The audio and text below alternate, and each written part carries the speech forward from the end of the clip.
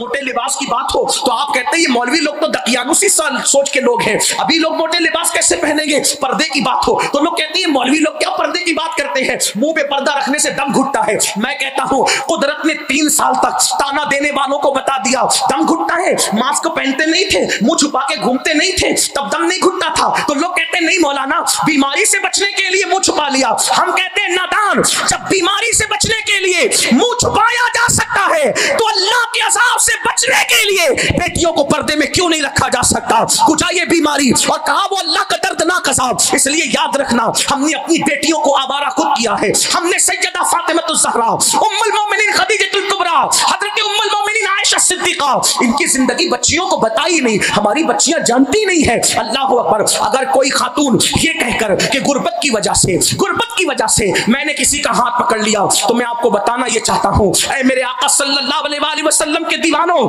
अल्लाहु अकबर, अगर मेरे नबी की शहजादी तैयबा, ताहिरा, आबिदा, साहिदा, राकिया, साजिदा, नकिया, तकिया, सकिया, उम्मे अबीहा, उम्मुल हसनैन, मखदूमा कायनात, मलका फिरदौस से बरी सैयदा फातिमा ज़हरा अगर चाहती तो रोजाना नया लिबास पहन सकती थी, रोजाना जन्नत का खाना आ सकता था। खुदा ने उनके बाबा को इतना इख्तियार दिया था, वो लोग चाहते तो रोज जन्नत का खाना खाते। लेकिन आप जानते हैं एक महीने तक सैयदा फातिमा के घर में ऐसे भी हालात गुजरे कि महीना भर तक सैयदा फातिमा के घर का चूल्हा नहीं जलता था। और अल्लाह अल्लाह, जब चूल्हा जलता भी था तो आटा खुद ही पीसती थी, पानी खुद ही भरती थी। मौलाए कायनात सैयदना अली के मुर्तजा करमल्लाहु ताला वजहुल करीम फरमाते हैं चक्की चलाने की वजह से फातिमा ज़हरा के हाथों में गट्टे पड़ गए थे और पानी का मशकीज़ा उठाने की वजह से सैयदा फातिमा ज़हरा की पुश्त पर मशकीज़े का निशान पड़ गया था। आप जानते हैं मेरे नबी की शहजादी, हम सबके आका और मौला मुस्तफा जान रहमत की सबसे चहीती बेटी सैयदा फातिमा ने एक दिन वो भी देखा कि उनके दुपट्टे में जब पेवन लगाने की बारी आई तो घर में पेवन लगाने के लिए पेवन का कपड़ा भी मौजूद न था। तो सैयदा फातिमा ज़हरा ने जब पेवन का कपड़ा भी न मिला तो ऊंट के चमड़े का पेवन अपने दुपट्टे में लगाया। अल्लाह अकबर। आज जो लोग दुनिया में भीख मांगते हैं उनकी बेटियों के दुपट्टों में भी चमड़े का पेवन नहीं है, लेकिन मालिक जन्नत, मालिक कौसर, मालिक कौनैन की शहजादी, उनके दुपट्टे में एक पेवन ऊंट के चमड़े का है। आखिर पूछना चाहता हूं ये फक्र फाका की जिंदगी क्यों थी? उसकी वजह सैयदा फातिमा और नबी के घर वालों ने इस शान की जिंदगी को गुजारकर हमारी गुर्बत पर अपनी सुन्नत का पर्दा डाल दिया है कि अगर किसी के घर में महीने भर चूल्हा नहीं जलेगा तो कोई ये नहीं कहेगा कि इसके घर में चूल्हा नहीं जलता ये निकम्मा है, बल्कि जिसके घर में चूल्हा नहीं जलेगा वो फख्र से कह सके कि आज मैंने अपने नबी की सुन्नत पर और आले नबी की सुन्नत पर अमल किया है। अगर किसी की बेटी के दुपट्टे में पेवन होगा तो लोग उसकी गुर्बत का मजाक न उड़ा सकेंगे, बल्कि उस गुर्बत पर अल्लाह अकबर नबी और आले नबी ने अपनी सुन्नत का पर्दा डाल दिया है। अगर पेवन में किसी की बेटी जाएगी तो लोग ये न कहेंगे कि इसकी बेटी के पास कपड़े नहीं है, बल्कि लोग ये कहेंगे देखो इस सदी में भी कोई सैयदा की सुन्नत पर अमल करने वाला मौजूद है। अल्लाह अकबर। जानते हैं क्या हुआ? जब सैयदा फातिमा ज़हरा के दुपट्टे पर चमड़े का पेवन लगा तो मेरे आका आए और आकर अपनी बेटी के दुपट्टे पर जब चमड़े का पेवन देखा तो अल्लाह के रसूल सैयदुस साबिरीन, सैयदुस शाकिरीन मुस्तफा जान रहमत ने बेटी के सर पे जब चमड़े का पेवन वाला दुपट्टा देखा तो आंखों में आंसू आ गए। आका रो पड़े। अल्लाह अल्लाह, मां मेरे आका रोए तो मौलाए कायनात भी रो पड़े, सैयदा फातिमा भी रो पड़ी। उस वक्त मेरे आका ने अपनी बेटी को ये कह के तसल्ली दी, ऐ फातिमा रो ना, रोने की जरूरत नहीं मेरी बेटी। क्या तुम इस बात पे खुश नहीं हो कि दुनिया वालों के लिए दुनिया की नेमतें हैं और मोहम्मद और आले मोहम्मद के लिए आखिरत की नेमतें हैं? मैं पूछना चाहता हूं अगर बेटियों को ये वाकयात याद कराए जाते कि नबी की शहजादी के घर में एक महीने तक चूल्हा नहीं जला और रसूलुल्लाह के घर में एक महीने तक चूल्हा नहीं जला तो कनात पसंदी का जज्बा हमारी बच्चियों के दिल में भी पैदा होता। बल्कि एक वाकया मुझे याद आया, अक्सर सीरत निगारों ने इसको लिखा है, तवज्जो से सुने। हुजूर के घर का क्या हाल था। आज तो मोबाइल की लालच पे कोई भी बेटी को ले जाए साथ में, जेवर की लालच पे कोई भी ले जाए बेटी को साथ में। इतनी आवारगी, नफ्स की प्यास और ख्वाहिशात इतनी बढ़ा ली गई है कि जिसकी कोई हद नहीं। रोटी दो जो चाहे ले लो, कपड़ा दो जो चाहे ले लो, मकान की लालच दो जो चाहे ले लो, लेकिन आओ कैसा कैसा गुजारा किया, कैसी जिंदगी गुजारी आले नबी, असहाबे नबी और खुद मुस्तफा जान रहमत। एक मर्तबा दोपहर का वक्त, चिलचिलाती दोपहर की धूप, उस चिलचिलाती धूप में अल्लाह के रसूल अलैहिस्सलाम अपने घर से निकले बाहर चिलचिलाती हुई धूप में, तो देखा दोनों यार, दोनों वजीर सिद्दीक अकबर और फारूक आजम खड़े एक दूसरे से बातें कर रहे।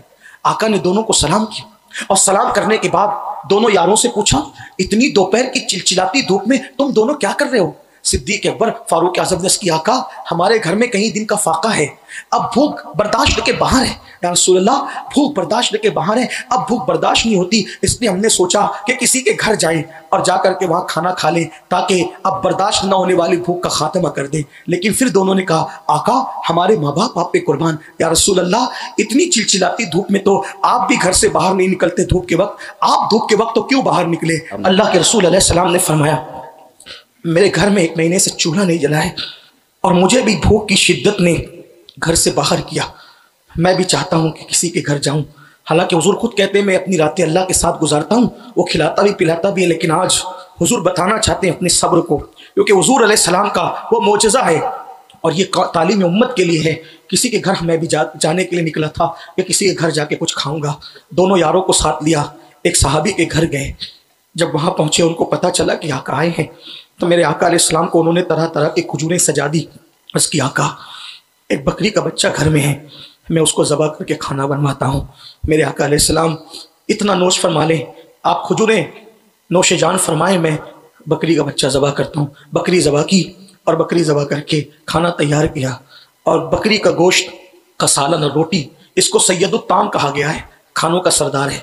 यहाँ मैं अपने उन भाइयों से कहता हूँ जो 3-3 बार पेट भर के खाते हैं, 5-5 बार खाते हैं, 2-2 टाइम नाश्ता करते हैं और अल्लाह के नबी का दिल दुखाते हैं गुनाह करके, वो तस्वुर करें मेरे नबी ने इस दीन को हमारे घर तक पहुंचाने के लिए 1-1 महीने तक घर में चूल्हा नहीं जला मेरे नबी के घर में, बल्कि 1 महीना तो उस वक्त का वाक़या है। उम्मुल मोमिनीन तो यहाँ तक कहती है, एक चांद दिखता ख़त्म होता, हुजूर के घर में चूल्हा नहीं जलता। दूसरा चांद दिखता वह भी ख़त्म होता, हुजूर के घर में चूल्हा नहीं जलता। तीसरा चांद दिखकर वह भी ख़त्म हो जाता। 3-3 महीने हो जाते हुजूर के घर के चूल्हे से कभी धुआं नहीं निकलता। जिसकी नेमतें पूरी कायनात खाती हो, आसमां खान, जमी खान, जमाना मेहमान, साहिब खाना लकब किस कहते रहते हो। ये क्यों फक्र फाका था? सिर्फ हमें हौसला देने के लिए, हमारी गरीब बेटियों को हौसला देने के लिए कि गुर्बत की वजह से हम अपनी इज्जत का सौदा न करें। जब मेरे आका अलैहिस्सलाम अपने दोनों यारों को साथ लेके निकले और खाना तैयार हो गया, खाना सामने आया तो साहिब खाना खाने को देखते हैं और आका का चेहरा देखते हैं। दोनों यार सोचते हुजूर शुरू करें तो हम शुरू करें। उतने में वो मेजबान रसूल कहते हैं, आका अब शुरू करें ना, खा ले हुजूर। तो मेरे आका रो पड़े। आका रो दिए। अर्ज़ की हुजूर क्यों रो रहे हैं? फरमाया, मेरे लिए तो तूने खाना तैयार कर दिया, लेकिन जितने दिन से मैं भूखा हूं उतने दिन से मेरी बेटी फातिमा भी भूखी है, उतने दिन से मेरी बेटी फातिमा भी भूखी। 1 महीना हो रहा है, 1 महीना। कभी बकरी का दूध है, कभी खजूर और पानी है, इसी में गुजारा है।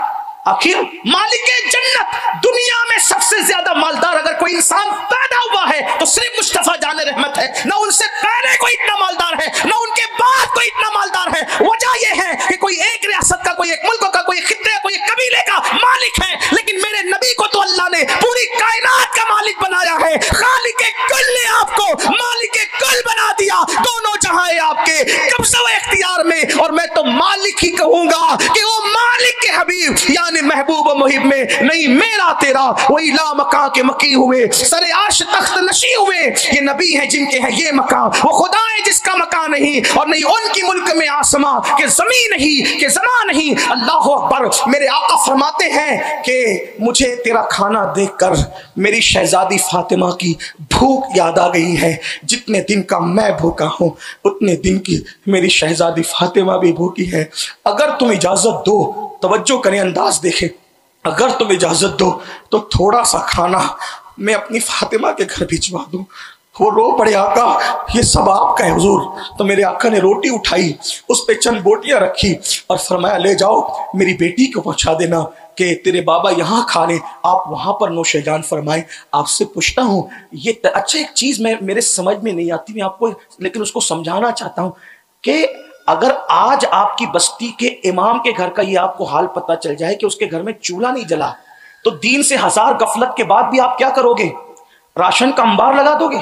अभी लॉकडाउन के अंदर हमने देखा मुसलमानों ने इतना रिलीफ बांटा कि गरीब लोग दुकानदारों को माल बेचने शुरू कर दिए। यानी इतनी दिन से दूरी के बाद भी एक दूसरे का इतना ख्याल है। तो नबी के घर में 3-3 महीने चूल्हा नहीं जलता था, लेकिन कोई सहाबी वहां ला के देते क्यों नहीं थे? एक बात सवाल पैदा होता है, अगर आप बताए ना, जो अपनी जान कुर्बान कर दें, जो अपनी जान कुर्बान कर दें, मक्के जैसा वतन कुर्बान कर दें, मां बाप कुर्बान कर दें, रिश्तेदारियां कुर्बान कर दें, फिर वो हुजूर के घर ला के देते क्यों नहीं थे? पता है, फाके होते थे मगर इतनी राजदारी से होते थे कि फाका नबी के घर में हो रहा है, सिद्दीक अकबर को खबर नहीं है, इतनी राजदारी से। आप तवज्जो फरमाएं, वजह ये सब बातें तो बाद में पता चली, कहीं जाहिर की गई, बल्कि सबसे ज्यादा बातें उम्मुल मोमिनीन ने बताई। एक दिन ऐसा हुआ, असल में ये फाके की बात कैसे पता चली, बहुत ज्यादा आम कैसे हुई, मजमे में कब बयान हुई, कई मौके थे, लेकिन एक मौका, एक मर्तबा कुछ सहाबा सैयदा आयशा सिद्दीका के पास और उम्मुल मोमिनीन हफ्सा के पास आए, दोनों महतुल मोमिनीन के पास, और कहा उमर ना अच्छा खाते हैं, ना अच्छा खाने देते हैं, ना अच्छा पहनते हैं, ना अच्छा पहनने देते हैं, एक काम करो, दोनों उम्मुल मोमिनीन को वसीला बना के फारूक आजम को बुलाओ, क्योंकि वो सबकी बात काटेंगे, इन दोनों की बात नहीं काटेंगे, क्योंकि ये अम्मी जान है मोमिनों की। सब लोग आए, हुजूर की अजवाज से कहा कि हुजूर की अजवाज को कहो कि उमर को बुला के कहें, उनकी बात मानेंगे। दोनों उम्मुल मोमिनीन ने फारूक आजम को बुलाया और कहा उमर, इतनी दौलत आ गई, इतनी फुतुहात हो गई, तो तुम भी अच्छा खाओ, उनको भी अच्छा खाने दो, अच्छा पहनो, पहनने दो। तो फारूक आजम ने इससे पहले कि वो कोई बात कबूल करते, दोनों उम्महातुल मोमिनीन से कहा तुम तो हुजूर की घरवालियां हो, तुम तो हुजूर के घर में रही हो, बताओ, सच कहना, बताना, ए नबी की प्यारी प्यारी अजवाज, क्या नबी के घर में एक दस्तरखान पर कभी 2 सालन जमा हुए थे? असहाब की मौजूदगी में पूछा, हुजूर के घर में एक दस्तरखान पे कभी 2 सालन जमा हुए थे? फारूक आजम ने कहा क्या ऐसा नहीं होता था कि रसूलुल्लाह ने सूखी रोटी को पानी में भिगो करके खाया है? ऐसा नहीं था। उन्होंने इकरार किया, हाँ ऐसा ही था। क्या ऐसा नहीं था सालन की बजाय अल्लाह के नबी सिरके में सूखी रोटी डुबा के खाते थे? क्या ऐसा नहीं था कि हुजूर अलैहिस्सलाम जब फाका करते थे तो कभी कभी एक मर्तबा में पेट पे 3-3 पत्थर भी बांधने की नौबत आ जाती थी? ऐसा नहीं था कि हुजूर जब बिस्तर पे लेटते थे तो चारपाई पर जब वो चादर भी नहीं होती थी, बगैर चारपाई पे लेटते थे तो निशान पड़ जाते थे रस्सियों के जिस्म अक़दस पर? क्या ऐसा नहीं था कि तकिए के बगैर अल्लाह के रसूल हाथ का सराना बनाते थे? क्या ऐसा नहीं था कि हुजूर दूध पर गुजारा कर लेते थे? क्या ऐसा नहीं था? जब फारूक आजम ने गिनाना शुरू किया तो सब वो मजमे वाले रोने लगे और उम्महातुल मोमिनीन भी कहने लगी ऐसा ही था, ऐसा ही था, ऐसा ही था। तो फारूक आजम ने कहा जब मेरी जान, मेरे ईमान की जान मोहम्मदुर रसूलुल्लाह ने इस शान से गुजारा किया है, तब आप भी लोग मुझे मशवरा देते हो कि मैं उनके रास्ते से हट जाऊं, उनके तरीक से हट जाऊं, उनकी सुन्नत से हट जाऊं? तब लोगों को पता चला कि हम तो उमर को समझाने आए थे, लेकिन फारूक आजम ने लोगों को वो समझाया कि लोगों की चीखें निकल गई। लेकिन ये सब कुछ हमारी तालीम के लिए था, हमारी तरबियत के लिए था। अफसोस हमने नबी की मिलाद तो मनाई लेकिन रसूलुल्लाह के उसमें को इख्तियार नहीं किया, तो बात दूर निकल गई। मैं अर्ज ये कर रहा था, अल्लाह के रसूल अलैहिस्सलाम जब गुनाह कबीरा का तस्करा करने लगे तो झूठ की बात आई तो आका अलैहिस्सलाम ने टेका छोड़ दिया और टेका छोड़ के फरमाया झूठ भी गुनाह कबीरा है। फिर फरमाया अल्लाह के रसूल अलैहिस्सलाम ने झूठी कसम खाना ये भी गुनाह कबीरा है, बल्कि यहाँ तक फरमाया अल्लाह अकबर, फरमाया अल्लाह पाक हदीस कुदसी फरमाता है मेरे नाम की झूठी कसम ना खाओ, जो मेरे नाम की झूठी कसम खाएगा मैं उसकी 7 नस्लों पर लानत करूंगा। आजकल मुसलमान झूठी कसम को गुनाह समझता ही नहीं। 200 रुपए की चप्पल बेचने के लिए भी लोग झूठी कसम खाते हैं। तेरी कसम, मां की कसम, बाप की कसम, बच्चे की कसम, इन कसमों का एतबार नहीं। हदीस कुदसी में अल्लाह फरमाता है ए मोमिनो मेरे नाम को कसमों का निशाना ना बनाओ, बल्कि सच्ची कसम भी ना खाया करो। जो कसरत के साथ सच्ची कसम खाता है अल्लाह उसका रिस्क घटा देता है।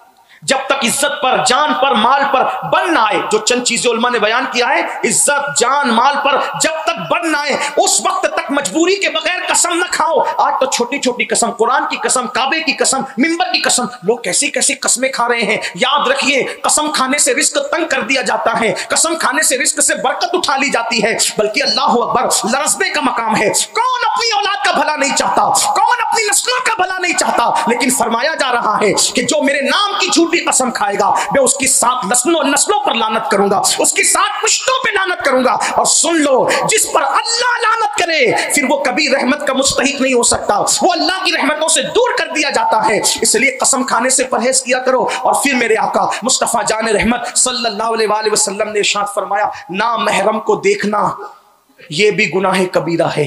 आजकल लड़कियां लड़कों को देखती हैं, लड़के लड़कियों को देखते हैं। औरतों को देखना तो नॉर्मल सी बात है, कोई इसको गुनाह भी नहीं समझता, और जिसको गुनाह कबीरा करा दिया। बल्कि मेरे भाइयों, ये वो गुनाह है